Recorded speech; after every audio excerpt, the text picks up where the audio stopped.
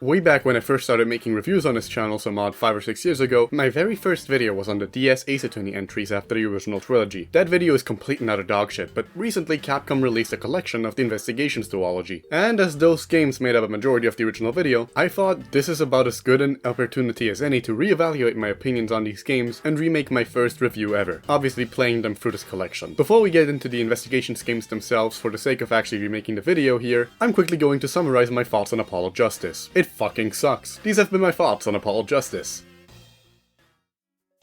The original Ace Attorney Investigation Smiles Edgeworth is the first Ace Attorney game not directed by Shu Takumi. He was busy working on other stuff at the time, and it really shows because if there's one thing this game is for sure, it's really fucking boring. I was struggling with how to rip off the band-aid during the segment, but ultimately, being boring is the core issue that fundamentally drags down every aspect of this game. I guess we should start with the setup. The game follows Miles Edgeworth, the primary rival of the first Ace Attorney game, as he gets involved in and eventually investigates a long series of incidents regarding an international smuggling ring. Every case in one way or another involves said ring, and in theory this sounds interesting, but the issue is that the individual episodes are all entirely and wholly pointless. The first three serve pretty much no purpose other than being a long-winded way to introduce the characters and establish the crime ring as an actual presence. The last two episodes are genuinely the only important ones, and it leads to the game feeling like a genuine chore because of this. What doesn't help is that basically every non-recurring character is so incredibly boring, with not a single memorable bone between them. Thankfully, the four central characters do kind of alleviate this issue. Aside from Edgeworth himself, you also have Gumshoe returning from the original trilogy, and newcomer Kay Faraday. She's actually one of my favorite characters in the series, but the issue is that despite her being pretty important to the narrative, she is kind of a nothing character in this game. The same goes for this game's rival character, Interpol agent Shilong Lang. Again, a conceptually great character held back by a game that doesn't do absolutely anything of value with him. See, the issue is that both Kay and Lang aren't introduced until episode 3 of 5, which is frankly a dogshit Ace Attorney episode. And then episode 4 is set years before the main game, so you can probably guess their involvement from there. This means that the relevance is left entirely to a single chapter, being episode 5. And despite this episode being supposed to be important for both of these characters, neither actually gets to do all that much. It's also quite possibly one of the worst final episodes in the franchise. I won't be showing anything in the later parts of the chapter in order to avoid spoilers, so I'll just say why I believe this to be the case, and you're just gonna have to trust me on this. Lang does get a really cool moment in this episode, but other than that, it just goes on and on for way longer than it should. I see Rise from the Ashes from the first game get a lot of flack for being way too long, and that's totally justified, but I believe it is well paced enough to still be enjoyable. This case doesn't do that. Instead, it repeatedly drags itself out in increasingly irritating ways, while Edgeworth moans and whines and bitches about how there's nothing more they can do, at least thrice. It's a giant mess that leaves its own most interesting characters feeling like set dressing, and that's a damn shame. Ultimately, the narrative just doesn't hold up, and that really pisses me off, because there's just so much potential here, with episode 5 having one of my favorite setups in the entire series, and seeing it wasted this badly. Whining about the narrative aside, there's one thing I really appreciate about this game's story for doing. It greatly expands on Franziska and Manfred von Karma and their relationship with Edgeworth and actually tries to humanize them instead of them just being the one-note gimmicks from the first two games. Now let's talk about the gameplay, because believe it or not, this is somehow the game's biggest strength. As the title implies, the games take place pretty much entirely outside of the courtroom and are focused on the actual investigation aspect. In the main games, this part is always very underwhelming, being little more than the most basic form of pointing and clicking. In this game, on the other hand, you can walk around directly and interact with the individual scenes up close. Here there's still the occasional pointing and clicking, but you'll also be able to deduce your own contradictions between the scene and your collected evidence, should there be any. Twice in the game, Kay will also pull out an Ace Attorney movie-ass sci-fi device that holographically recreates the place you're in as it was in whatever condition you feed it information in. And then you try to find discrepancies between the way it looked in the past and the way it looks in the present. As you collect evidence, Edgeworth also periodically makes mental notes on whatever bullshit he currently deems relevant. You can connect these together in order to use basic logic as a superpower, because Ace Attorney takes place in a world where everyone is a giant idiot or a cartoon villain. Whenever you're done inspecting an area and talking to people, the story will progress automatically and you'll eventually be forced into an argument. These are pretty much identical to the cross-examinations in the main games, wherein someone makes a statement, you press it for more information, and then point out anything that contradicts your evidence. While I do find the investigations themselves and the argument rebuttals fun, there's no denying that games like these live and breathe from their writing and story, and Investigations just falls short on both of those departments. But there's a saving grace here. The visuals and music are fantastic. I love the semi-chibi art style that they use for the Investigations segments, and the sprites have a lot of the same expressiveness as the cut-ins, and I always wished that they'd eventually return to the style. The music meanwhile was composed by Noriyuki Iwadare. He's actually one of my favorite composers in the industry, having composed the music for multiple Game Arts games, including my favorite game of all time, Grandia 2, and having previously done the music for Ace Attorney 3. I genuinely argued that the Investigations duology, especially the second game, is some of his best work to date, but that about wraps up my thoughts on the first game. A game with good ideas, held back by a middling story, underwhelming writing, and not fleshed out enough characters.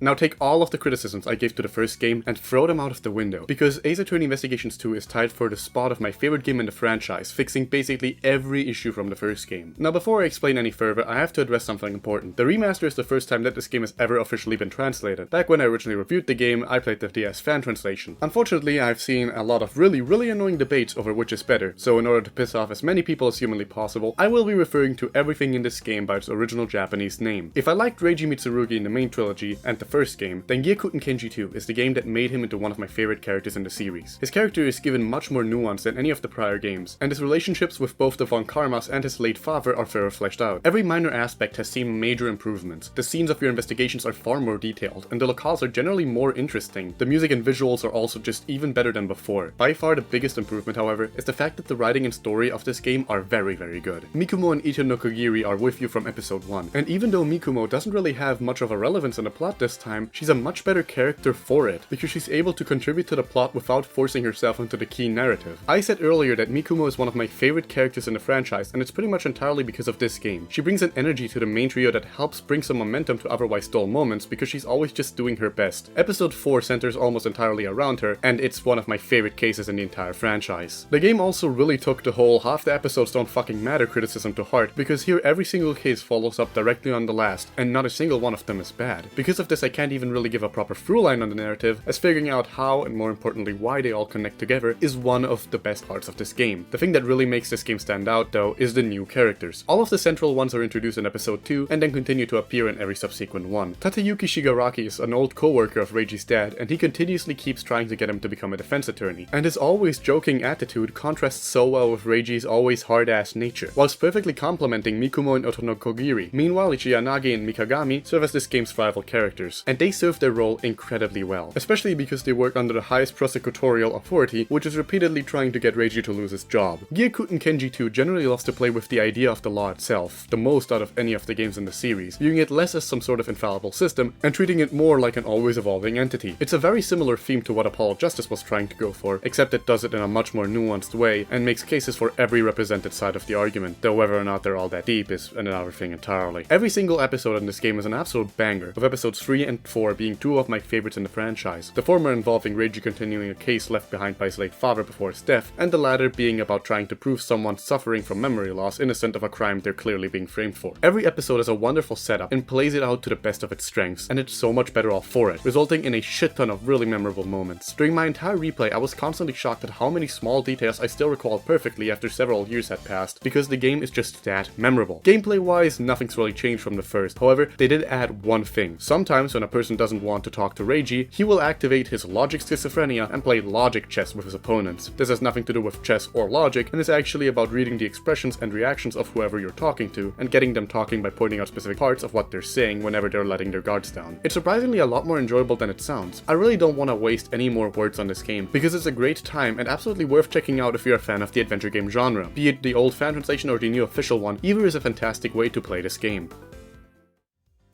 I guess I might as well talk about the collection itself real quick before ending the video. The gallery with art from the game and the concept sketches and whatnot is pretty cool. I wasn't a fan of the arranged music though. Iwadare was not involved in their creation. They lacked a certain energy his work usually has. There's also the option to toggle between the original sprites and these new drawn ones. Truth be told, I don't like the new ones. The proportions just seem totally off to me, and while some characters like Mikumo look great, Reiji just looks plain wrong. What's also weird is that if you use the original sprites, you get the original backgrounds as well. I really wish there was an option to have the old sprites, but the new redrawn backgrounds. But yeah, other than that, the collection is very solid, and the new translation is totally fine. People just like making a big fuss over nothing, I guess. Now with all of that said, I wish you all a wonderful morning, day, evening, or night. I have a criminal to apprehend. Cheers.